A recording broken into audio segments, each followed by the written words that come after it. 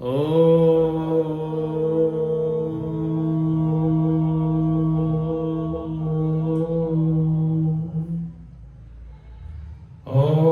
पूर्णमदः पूर्णमिदं पूर्णात् पूर्णमुदच्यते पूर्णस्य पूर्णमादाय पूर्णमेवावशिष्यते।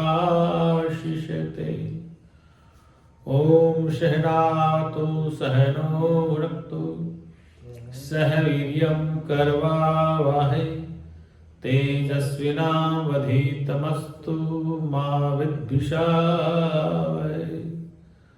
नौवें साथ सब लोग किधर बोलेंगे। जय सतगुरु दीन दयाल रे, जय सतगुरु दीन दयाल रे, जिनने भव सागर पार करे, जिनने भव सागर पार करे।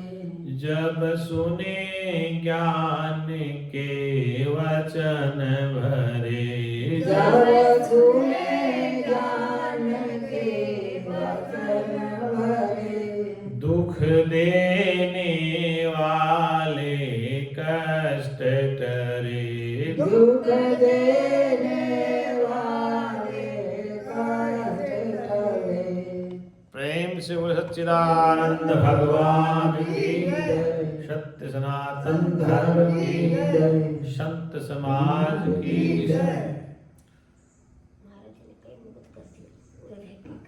अर्चनीय वंदनीय उस जगत नियंता परम पिता परमात्मा के चरण शरण में विराजमान मेरी निज आत्मा में मेरे निज स्वरूप में समुपस्थित संत वृंद भक्त वृंद, देखो सौभाग्यश्री मानव शरीर आप हम सबको मिला है। इसका मिलना इस तरह का जगत में बहुत दुर्लभ है, अति दुर्लभ है। दुर्लभ हो मानसो देहो देही नाम क्षण भंगुरम, कि मनुष्य शरीर बड़ा दुर्लभ है और ये शरीर क्षण भंगुर विक्षण का एक पल में नष्ट हो सकता है। जैसे पानी का बुदबुदा बनता है और वो फूट जाता है, ऐसे ही इस शरीर की स्थिति है कि शरीर भी क्या है कि पानी के बुदबुदे की तरह है। जैसे पानी का बुदबुदा आता है ऐसे ये शरीर है। अब आज थोड़ा सा 5 मिनट का हम समय लेते हैं। मनुष्य शरीर का निर्माण किस प्रक्रिया से होता है, इस मनुष्य की बुद्धि अलग अलग क्यों है। किसी की बुद्धि कमजोर है, किसी की बुद्धि तीक्ष्ण है, किसी की बहुत तेज है, किसी का कान काम नहीं करता है, किसी का पैर नहीं करता। इसका कारण बता। क्योंकि वेदांत हमेशा विज्ञान की बात है। विज्ञानम आनंदम ब्रह्म, हमारा परमात्मा विज्ञान स्वरूप है, वो जड़ नहीं है। क्या है? हमारा परमात्मा ज्ञान स्वरूप है, वो जड़ स्वरूप है। अब ज्ञान स्वरूप है तो ज्ञान स्वरूप समस्त में विद्यमान है, ज्ञान स्वरूप समस्त में विद्यमान, वो चींटी से लेकर ब्रह्मा तक सब में विद्यमान। चींटी का, पशु का, पक्षी का दिमाग विकसित नहीं है जितना मनुष्य का। और मनुष्य के दिमाग भी अलग अलग होते हैं। किसी का मंद बुद्धि का दिमाग है, किसी का तीक्ष्ण बुद्धि का दिमाग है, किसी का दिमाग खुरापाती है, किसी का कैसे क्यों होता है ऐसा, इसका कारण है। बहुत गहरा में जाना पड़ेगा। हमारा जो शरीर बना है वो माता पिता के द्वारा निर्मित है। किसके द्वारा? माता पिता के रजवीर से शरीर बना। माता पिता जब हमारे बचपन में थे, हमारे माता पिता सभी, उस समय उनका भोजन क्या था, क्या खाते थे, क्या पीते थे, क्या उनका आचार विचार था, कैसा रहन सहन था, कौन से ग्रंथ पढ़ते थे, क्या काम करते थे, कैसे माहौल में रहते थे। वो जब जवान हुई माता पिता तो हम उनके गर्भ में आ गए, पिता गर्भ में आ गए। पिता का विचार, उसका खान पान, उसका रहन सहन, उसकी शिक्षा दीक्षा कैसी थी, ये उस बीज में तैयार है। माता का खान पान रहन सहन कैसा था, वो भी उसके रज में तैयार है। फिर माता पिता के संबंध से हमारे शरीर बने। अब शरीर बनने में विकार क्या हुआ कि जैसा बीज था वैसा ही पौधा बनेगा, जैसी जमीन थी वैसा उसका उपजाऊ पेड़ होगा। किसी की मंद बुद्धि है, किसी की तीक्ष्ण बुद्धि है, किसी का हाथ विकलांग है, कोई अंधा पैदा होता है, कोई बहरा पैदा होता है, कोई गूंगा पैदा होता है। ये होते हैं ना प्रमाण, बच्चे होते हैं, गूंगा है, बहरा है, विकलांग है, मंद बुद्धि का है, मुंह में लार गिर रही है, हाथ पैर काम नहीं कर रही है, दिमाग कम चलता है, कम सुनता है, बुद्धि कम है। खाने पीने की बुद्धि तो सभी में होती है, पशु पक्षी में खाना पीना सुख संबंध करना तो पशु पक्षी में करते हैं। लेकिन एक बुद्धि प्रखर बुद्धि होती है, क्या होती है? एक सामान्य बुद्धि होती है, क्या होती है? सामान्य बुद्धि, जिसे बुद्धि कहते हैं। सामान्य बुद्धि का मतलब खाने पीने का, लड़ने का, भोगने का ज्ञान, ये सामान्य बुद्धि। एक बुद्धि उससे ऊपर वाली होती है, जिसे कहते हैं मेधा बुद्धि। मेधा मतलब बच्चा 10, 20, 50 बच्चों मेधावी है, 50 बच्चों सबसे होशियार है, उसको मेधा बुद्धि कहते हैं। क्या कहते हैं? उसको एक बात कहते हैं, इस बात समझ में आ जाती है, उसको कहते हैं मेधा बुद्धि। चाहे वो बात किसी विषय की, चाहे बात सत्संग की हो, चाहे मैथमेटिक्स की हो, चाहे इतिहास की हो, चाहे साइंस की हो, चाहे ज्योग्राफी हो, चाहे पॉलिटिकल साइंस हो, चाहे सोशियोलॉजी हो, चाहे हिस्ट्री हो, जिस विषय पर चर्चा करो तुरंत कैच करता हूँ। इसका मतलब मेधा बुद्धि आप मनुष्य नहीं कैच कर सकता, और आप व्यक्ति बुद्धि वहां नहीं जाती। फिर मेधा की बात आती, एक आती प्रज्ञा बुद्धि, फिर रितंबरा बुद्धि। क्या थी? तो ये बुद्धि की अलग अलग कैटेगरी है। तो आम आदमी अधिकतर सामान्य बुद्धि के होते हैं। क्या होते हैं? सामान्य। क्योंकि सारे ही आम आदमी डॉक्टर, इंजीनियर, IAS जज नहीं बन सकते, क्योंकि उनको पढ़ने के लिए उनका दिमाग अलग होता है। वैज्ञानिक का दिमाग अलग होता है, डॉक्टर का दिमाग अलग होता है, जज का दिमाग अलग होता है, पॉलिटिशियन का दिमाग अलग होता है, वकीलों का दिमाग अलग होता है, और संतों का दिमाग अलग होता है। तो सबके अपने अपने डिपार्टमेंट है। क्या है? इस संसार में वैज्ञानिक और ऋषि रिसर्च करता, क्योंकि रिसर्च करता ही ऋषि बनता है। ऋषि मतलब खोज करने वाला ही। कहने का तात्पर्य कि आपको अपने स्वरूप के ज्ञान के साथ साथ, क्या आपको अपने स्वरूप का ज्ञान। एक बार गुरु जी से किसी ने प्रश्न किया। क्या प्रश्न किया? महाराज जी एक बात बताओ कि जैसे कि किसी खाली भाग में बम पड़ता है तो एकदम विस्फोट करता है, क्यों करता है? विज्ञान का प्रश्न था। किसी खाली भाग में बम फटा, एकदम विस्फोट हुआ, क्यों हुआ विस्फोट? मतलब वो क्यों? क्योंकि आसपास में उसको ऑक्सीजन मिल जाती है। क्या मिल जाती है? ऑक्सीजन। क्योंकि माचिस को आप कहाँ जलाएंगे? माचिस को किसी कोने में नहीं जला सकते, उसको भी जलने के लिए ऑक्सीजन चाहिए। बाहर जो हवा है ना वो चाहिए उसको।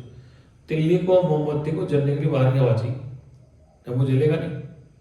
तिल्ली भी और माचिस भी तब जलेगा जब उसको खुली हवा मिले, ना वो जलेगा नहीं।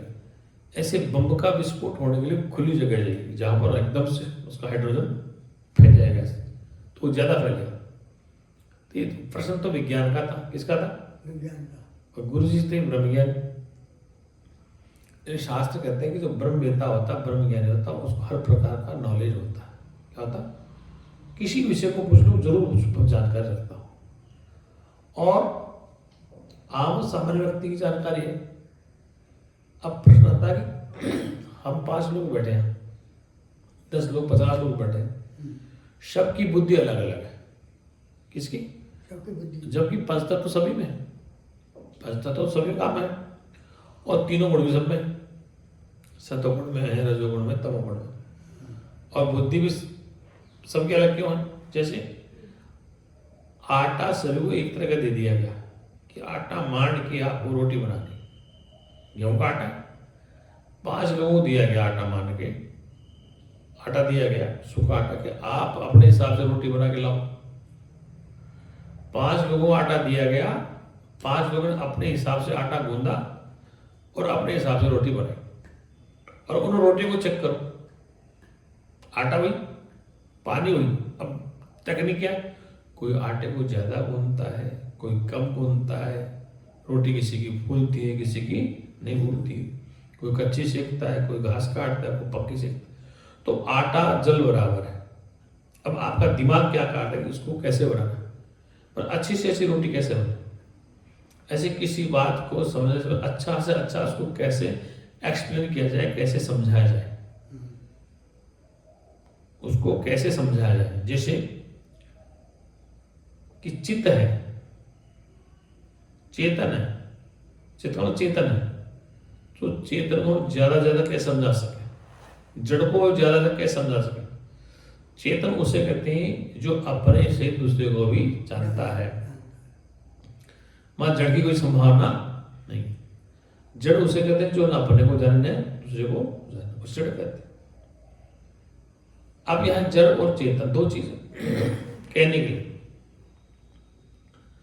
तो चेतन का ज्यादा विकास हो। चेतन एक चित्त होता, केवल प्योर चेतन होता, उसमें किसी का विकार नहीं होता।